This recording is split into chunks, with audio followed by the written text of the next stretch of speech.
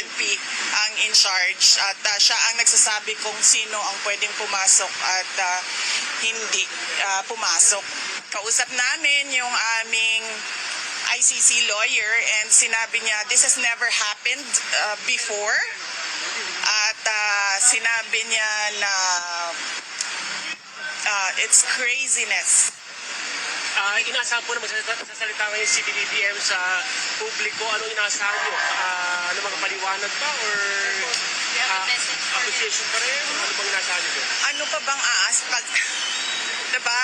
Nagbigay nga siya ng statement na 20 pesos per kilo na bigas. So ano pa bang aasahan natin sa mga statements ng Pangulo? Nakikita naman natin kung ano yung ginagawa nila, na panggigipit nila. Hindi na tayo member ng ICC at noong final yung ICC complaints, out of time na sila. Ni-raise natin yan ilang beses, wala silang jurisdiction. Pero tayo lang sa buong mundo ang bayan o bansa na nagko-cooperate sa ICC. Para tayong doormat.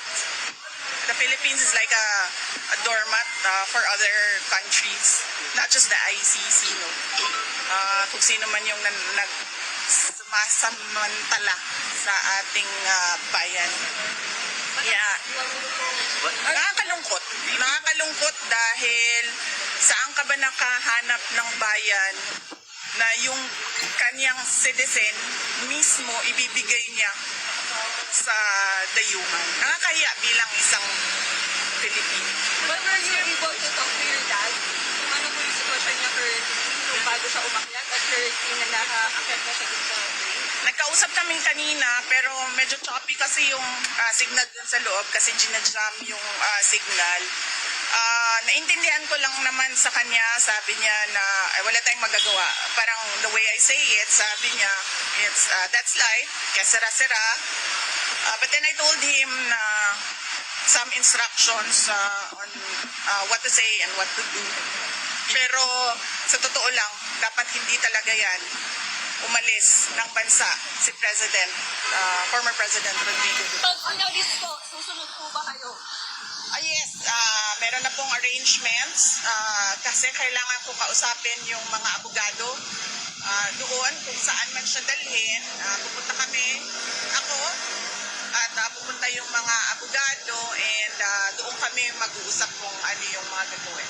Tingin niyo ba tama yung naging proseso sa warrant of? Ay hindi talaga kasi nakalagay sa rules ng ICC the defendant should be taken to a court, a local court. Dapat dinala siya sa korte. At yung proseso natin dito sa loob, yun yung masusunod para sa pag-implement ng warrant. What were your instructions? Ang in charge at siya ang nagsasabi kung sino ang pwedeng pumasok at hindi pumasok. Kausap namin yung aming ICC lawyer and sinabi niya this has never happened before. At Your instructions to your father? about legal matters lang, no. So sinabihan ko siya na kung ano yung sasabihin at gagawin for his lawyer. Hindi, ano pong plano niyo? Bakit po kayo nagpunta dito? Gusto niyo po ba sanang makausap din si father? And then sinabihan ko din siya na wag tumanggap ng pagkain sa katubig kahit kanino. I understand nag-prepare sila ng go bag. Nag-usap kami kanina doon sa assistant handa ng go bag. So, Hindi kayo pinapasok? Ano pong plano niyo dito? well, nag-aantay ako. Papasukin nila. Dahil gusto ko makausap personal. Mahirap kasi sa video call kasi choppy. Ginajam nila yung signal. Kailangan ko siya kausapin. Ma'am, ganyan kami ma'am, kahit ano mangyari. Hindi namin siya iiwanan. Ano pong sabi Kahit sa ano mangyari. Hindi namin siya iiwanan. Maraming salamat. Bibi sana sabi ni Attorney Raul Lambino, nagranta daw yung TRO. Any update po dito? Wala po akong update sa temporary restraining order ng Supreme Court. But as I said, lahat ng mga tao dyan sa loob ng base at dyan sa airport, kung Pilipino ka, hindi ka papayag na ginagawa ito. Were you surprised? Dito tumakbo po si, were you surprised by this scenario? Or is it something that you expected? Oh, the moment that I was still in the cabinet when this was mentioned, and the moment that I talked to the Justice Secretary, and then I noticed that he had very vague answers. We already started to prepare, but I have a different set of lawyers than President Duterte, so we have a book about what to do and all the research materials about ICC. So that is what we did, and then we shared our drafted petition. We had two for me. We shared it with the team of PRRD. VP, I know this may be a sensitive question, but have you reached out to the President himself regarding the matter? No, Why not? because the way that they are doing it right now, there's no talking to the president. Because it's very easy for him to say, do not turn him over to the ICC. You can detain him here, wherever in the Philippines, but do not send him wherever the ICC sends. You have a message to BBM. Ever na madala kayo sa taring si dating ako si Marcos, kailan ko naman so... Ay, siya, padala mo doon. Oh, sorry. Dating Pangulo na siya. Yes. Very soon. Ano? Very soon, why? Very soon. If ever Ano po nadating message kayo niyo kay sa taring, BBM? kailan ko kayo susunod? Okay. Well, nag-aantay. And then, immediately, pag pinilit nila kung ano yung gusto nila at hindi yung tama, susunod ako. Kasi kailangan ko kausapin yung mga abogado. Ma'am, very soon, why? Bakit personal na kayo? Ha? Sa tingin niyo po ba nagiging personal na po? Oo. Very personal. Nakikita nyo naman. Nakafile sila ng impeachment ng ang basis nila is hearsay and gossip. So, it's very personal. At sabi nga ng lahat ng kumukwestiyon sa ginagawa ng administrasyon ngayon, this is a diversion from the failures to deliver good governance and decent public service to the Filipinos. Message po kay BBM. Wala akong message sa kanya. I don't think there's talking to a person who will allow a citizen to be turned over to foreigners. Can you confirm hindi pa kayo pinayagan pumasok or nakita niyo yung clearance? Hindi kami pinayagan. Ilang beses na kami na paalam, paulit-ulit. So, hindi kami pinayagan. Sara, bilang simpleng mamamayan, ano yung pwede namin magawa para kay Tatay? Accountability. Transparency and accountability from the government. Tinatanong natin kung anong nangyari sa PhilHealth. Diba? Tinatanong natin kung anong nangyari sa budget. Diba? Pinagulong sila nakikinabang. Huwag nilang ilihis yung usapan sa mga gawa-gawa nila na mga akusasyon. What's your message to the critics of the former president saying that he had it coming? Sila nakikinabang. What's your message to the critics of your father that he had it coming? Sugal ng mga tao yun. There is no legal basis at all to turn over or to endorse the president, the former president, to ICC.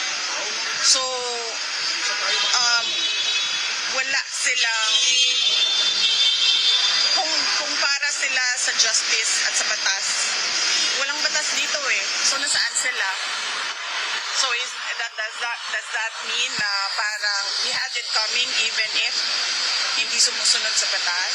Kaya nga sabi ko kanina, diba? Sabi ko, gagawin nila kung anong gusto nila kahit hindi tama. Gagawin nila kung anong gusto nila kahit ano. Ma'am, tumanggi lang po yung DFA. Sabi ng DFA, hindi sila nakikipag-usap sa ICC. Pero may issue, ma'am, na ang nasa daw po ito is si former Senator Trillanes. Trillanes talaga yung... Well, siya yung nag-file. Diba? Siya yung nag-file ng complaints and siya naman yung nagbibigay ng updates about sa ICC. Lagi naman tayo ina-update Trillanes sa mga nangyayari sa ICC. So, yes, of course, siya din ang nasa likod nito. Ma'am, next move lang, sorry ha. Kasi crucial na itong gabi nito, pag hindi may labas yung PRO, ano next move niyo? Wala. Hawakan ko ba yung bulong ng airplay kaya? Please. Yes. Sinasabi ko lang sa inyong lahat, kung Pilipino kayo, huwag kayong pumayag na ang isang Pilipino ibigay sa mga dayuhan. Lalong-lalo na pag labas na sa batas yun. It's actually some sort of, I don't know, what do you call it, state kidnapping? Parang ganyan na yung nangyayari. And all because, Dito! Kahit kumakain kami dito, para kay Duterte dito. and Para kay all Duterte dito, para kay kumakain tayo. because,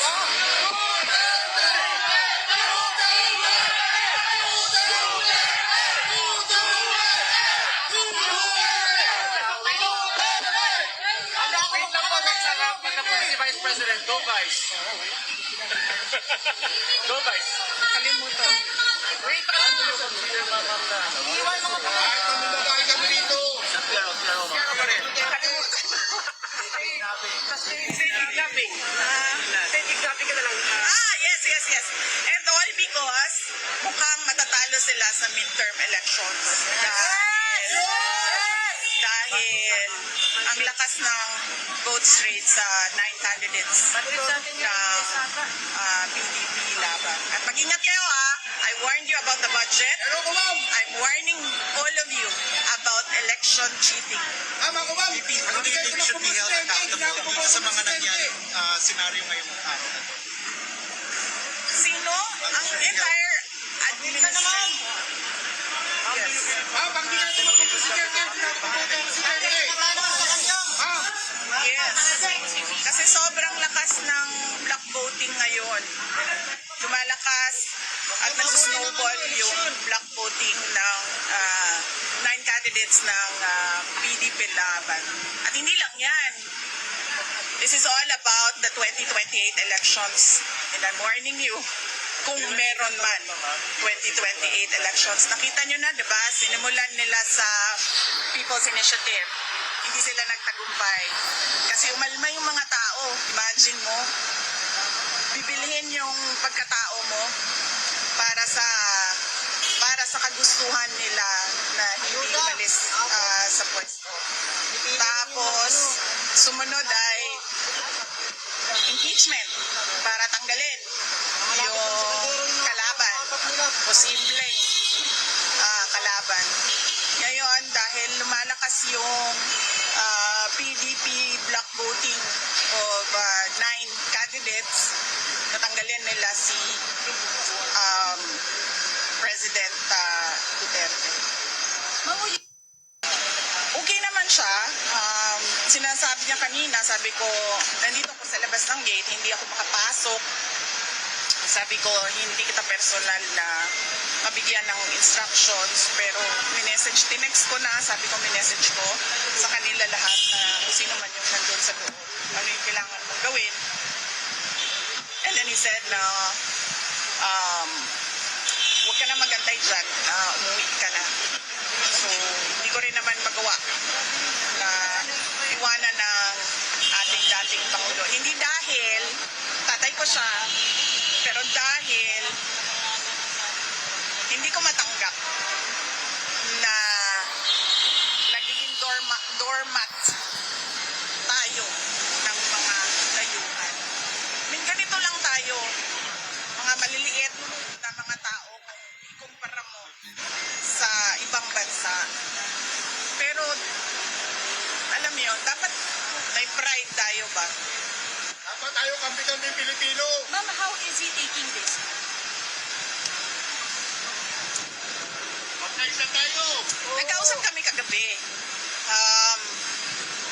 And it was okay naman. Sabi niya lagi, idaan lang sa legal. Idaan lang sa legal. Yun ang sabi niya. Kaya yung discussions din namin, legal. Kumusta yung kalusugan niya? Ano napag-usapan? Oh, yan ang hindi ko alam kasi kung ano yung kanyang mga gamot, ano yung kanyang mga health conditions. Ang pagkakaalam ko meron talaga siyang mga health conditions, kaya siya may nurse na kasama lagi. And then meron siyang mga gamot at meron siyang mga gadget na kailangan na kasama niya lagi. Then, pagkakarinig ko kanina, mataas yung sobrang taas ng blood sugar niya. Kaya nag-insulin sila. Ma'am, how true are the reports na nangingi daw po ng asylum si former President Duterte sa China and what was denied by Wala. I was there in Hong Kong. Wala siyang kausap from the Chinese government. And in fact, sabi niya, kung maalala nyo, 4 p.m. yung flight niya sa Cathay Pacific, di ba? Sabi niya, agahan natin ng 7 a.m. Para makabalik na ako sa Pilipinas. That was, willingly surrendering himself to the jurisdiction of Philippine authorities, not the ICC. Ma'am, habang lumalapit yung eleksyon, ma'am, tumitindi yung personal na panggigipit. Sa tingin niyo, babaliktad dito ang lahat?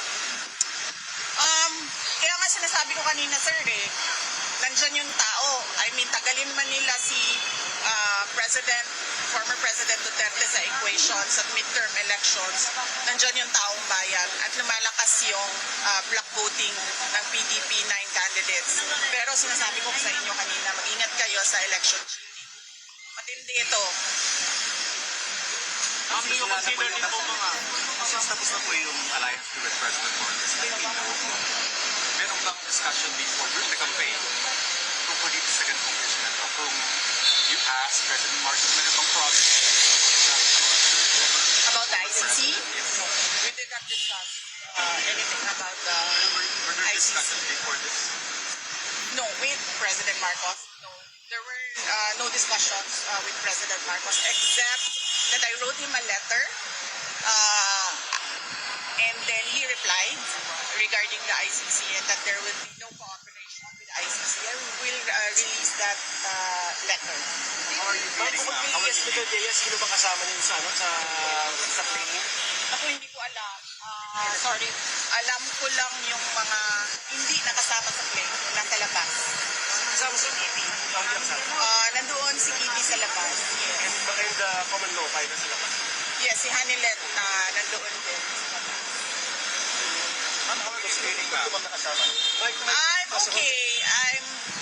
Ano lang ako, kulang sa tulog dahil nagbiyahe kami kanina. Pero kumain ako kanina, huwag kayo mag-alala. Pero as Hindi, Vice President, iinit ang ulo ko.